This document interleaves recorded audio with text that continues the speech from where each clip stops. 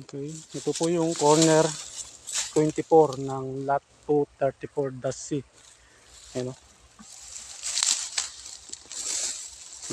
Isang metro, hulog na sa ano, ilog. Isang metro, tapos may yung lupa doon sa baba. Ito yung ilog. Tapos yung isa kasunod, hindi namin may layout. Pa-reverse kasi yung layout namin eh. Ito yung 24. Tapos sunod naman 23. Hulog na sa ilog. Wala na, yung layout.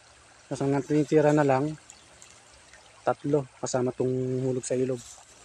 Kaya lang, tingin nyo yung sitwasyon no? Oh, diba? Ang daming talahib, daming harang. Ngayon yung stasyon namin no, yung instrumento namin no. Ito yung pinagtabasan ng 2 kong aid. Oh. Ayan o.